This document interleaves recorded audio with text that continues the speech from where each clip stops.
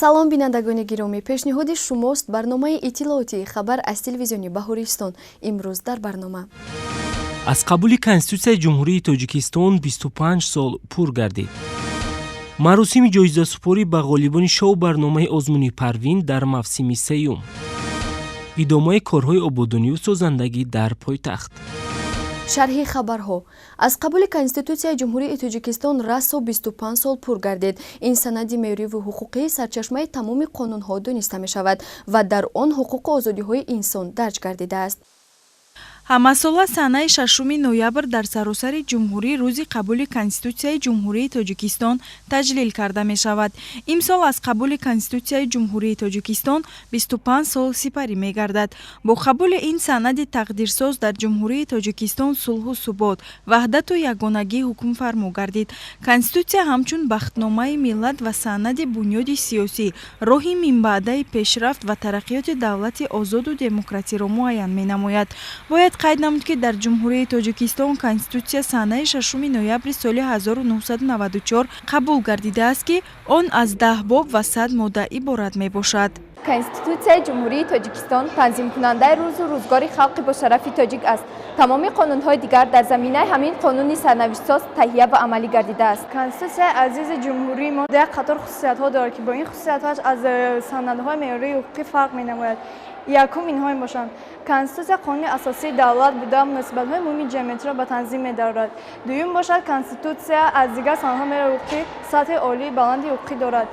сеюм бошад, Конститутсия асосҳои сохтори конститутсиониро муқаррар менамояд ва чорум бошад, меъёрҳои Конститутсия бевосита амал менамоянд. лозим ба зикр аст ки Конститутсия яке аз дастовардҳои даврони соҳиби истиқлолии кишвар ба ҳисоб рафта, дар тӯли 25 сол тавонист тамоми соҳаҳои ҳаётан муҳими кишварро ба танзим дароварда, барои пешрафти онҳо саҳми муносиб гузорад.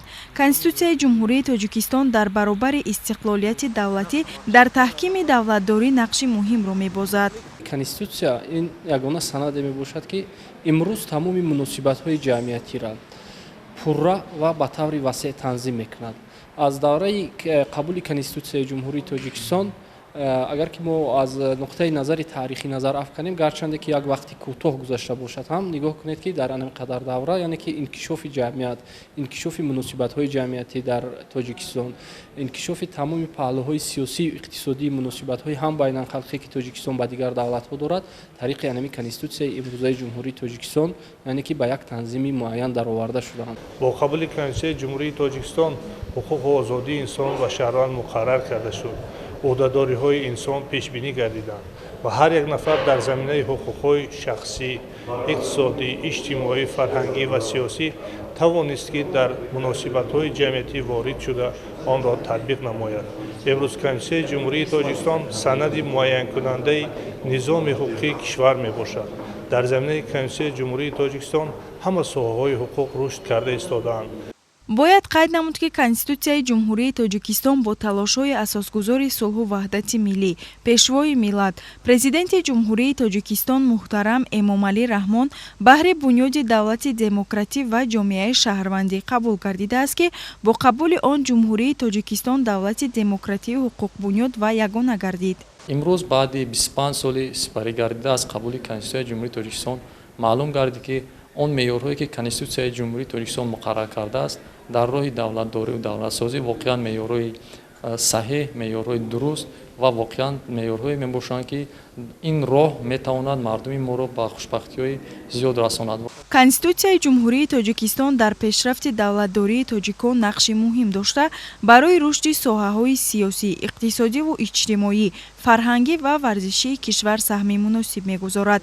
Конститутсия ҳимоятгари манфиатҳои мардумӣ, роҳнамои давлати соҳиби истиқлол ва бахтномаи миллат ба шумор меравад.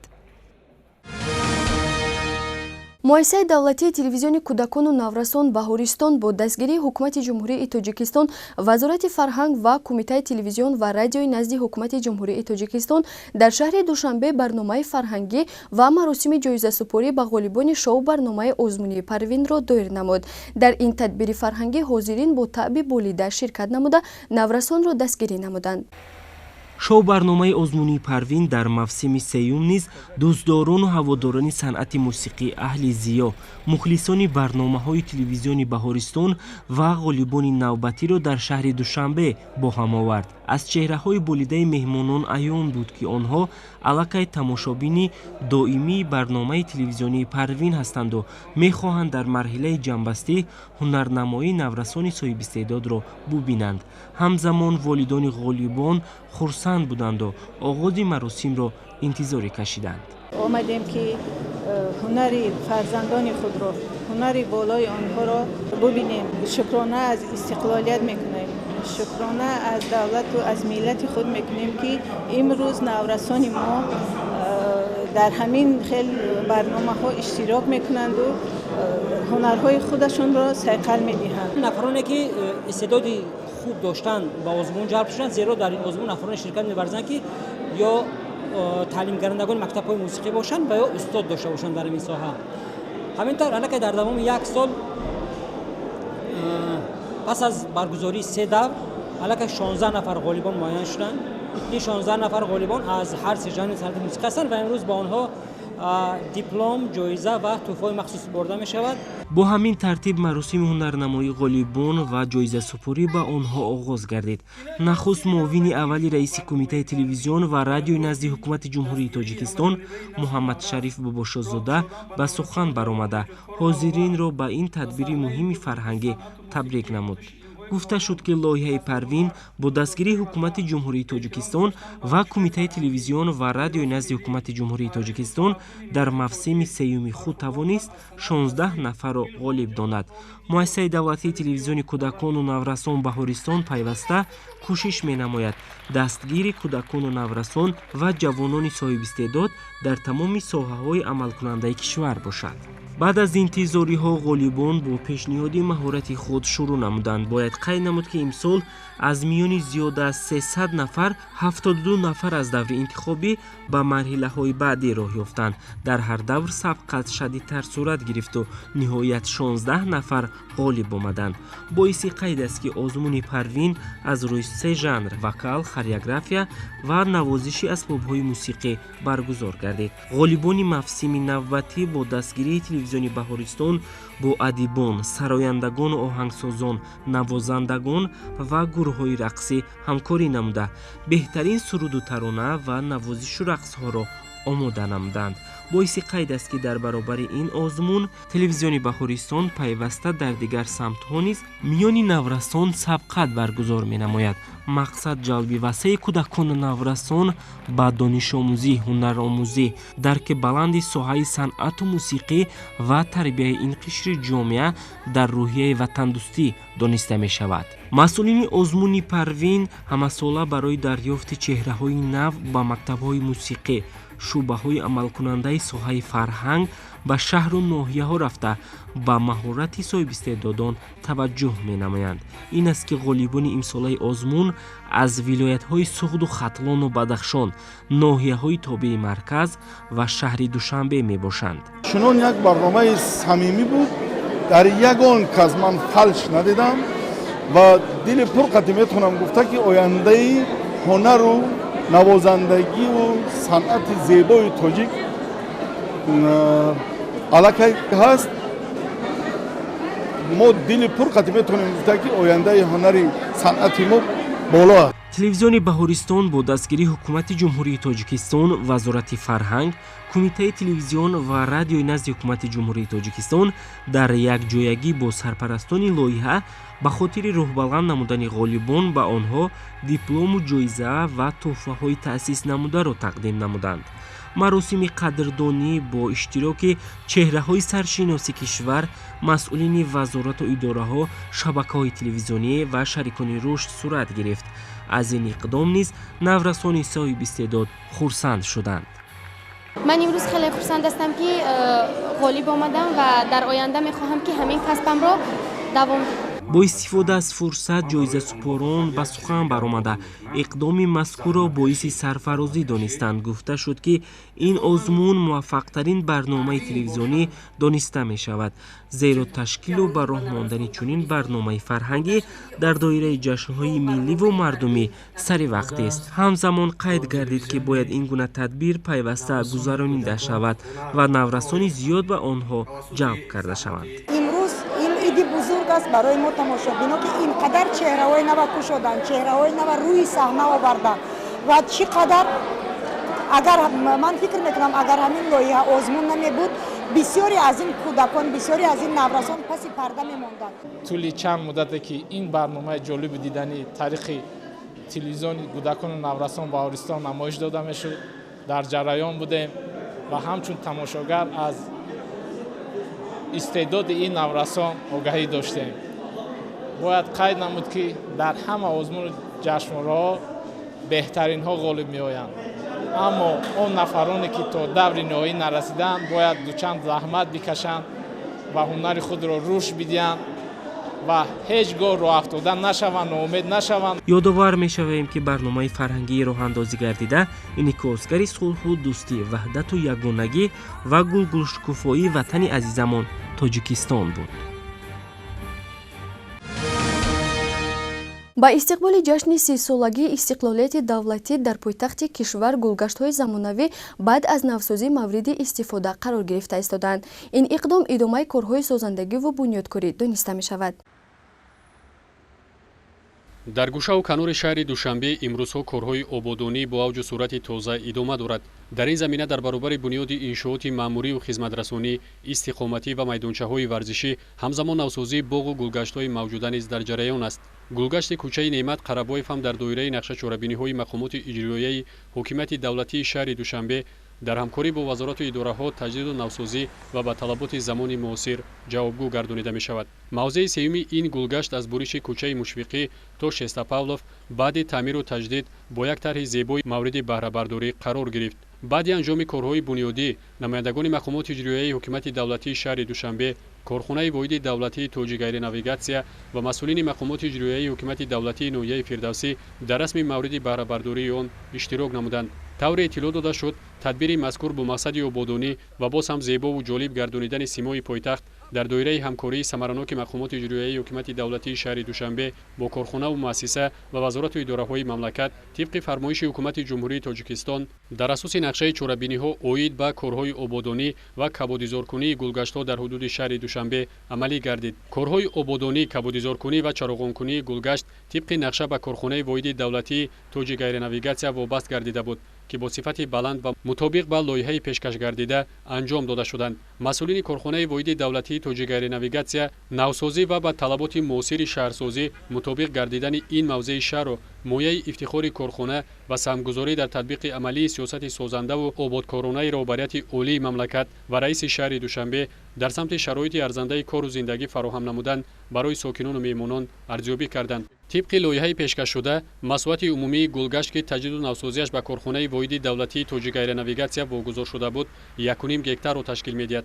аз ин ҳисоб масоҳати 14277 метри мураббаъ сабзкорӣ гардида дарахтони зиёди ҳамешасабзу ороишии нодир аз ҷумла 15900 бех ниҳоли туя ва 373 бех дарахти можжевелник шинонида шудааст ки вобаста ба хусусиятҳояшон дар таъмини зебогию муҳити тозаи экологӣ дар ин ҷо таъсири зиёде доштанд.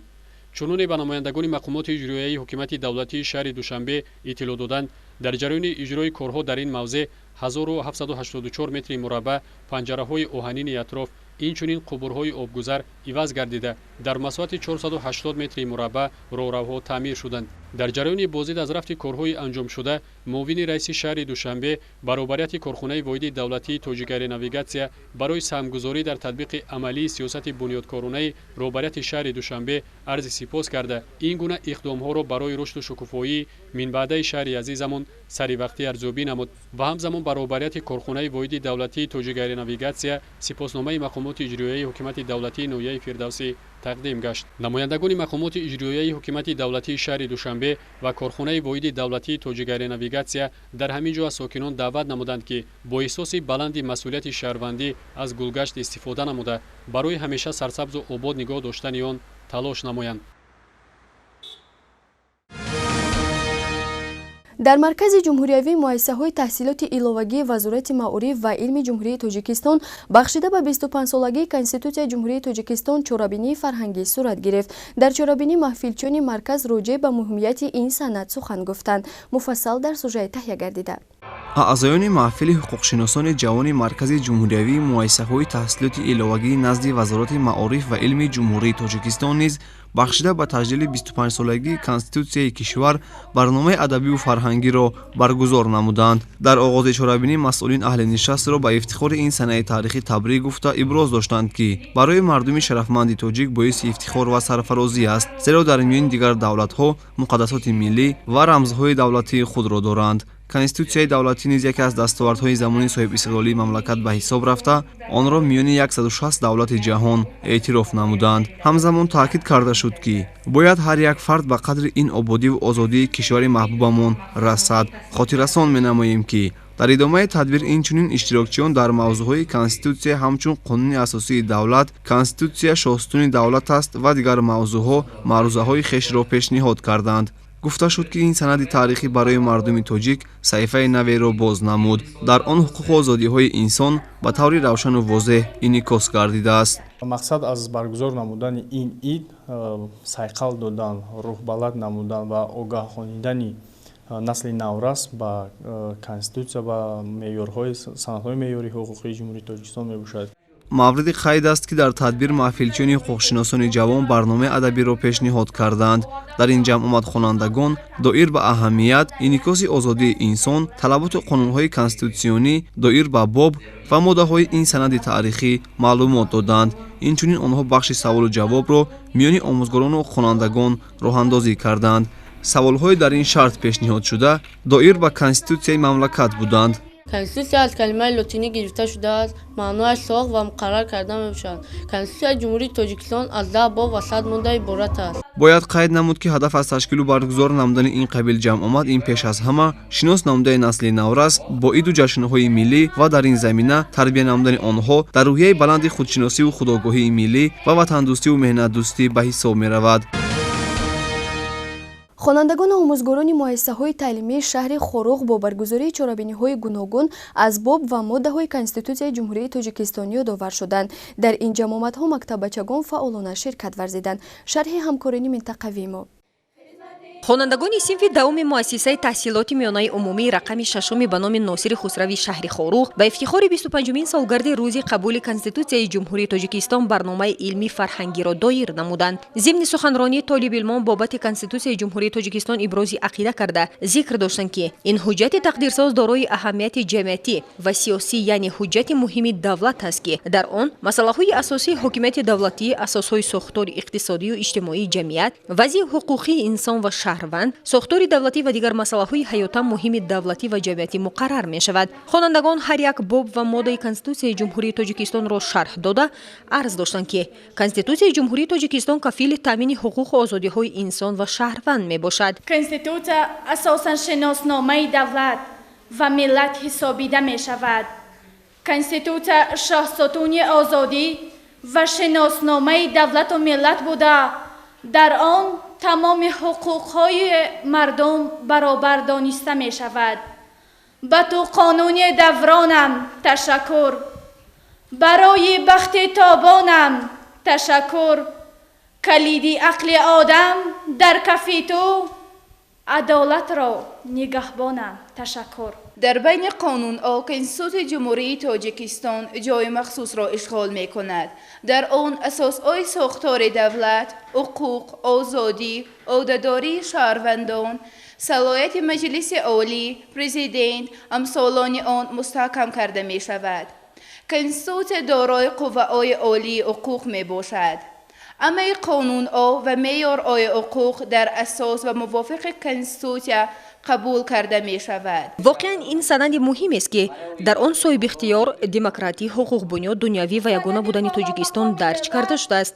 ин меъёр ҷавобгӯи ҳадаф ва талаботи инкишофи ҷомеаи демократӣ дар ҷаҳони мутамаддин мебошад. барномаи фарҳангӣ таҳия намуда аз тарафи хонандагони ин муассиса ба чорабинӣ бахшида ба рӯзи Конститутсияи ҷумҳурии Тоҷикистон ҳусни идона бахшид. бинандагони азиз, ин буд хабарҳои рӯз ки манзуратон гардонидем. шумо метавонед дигар барномаҳои ҷолибу диданиро аз сомонаи телевизиони Баҳористон www.tvb.tj дастрас намоед.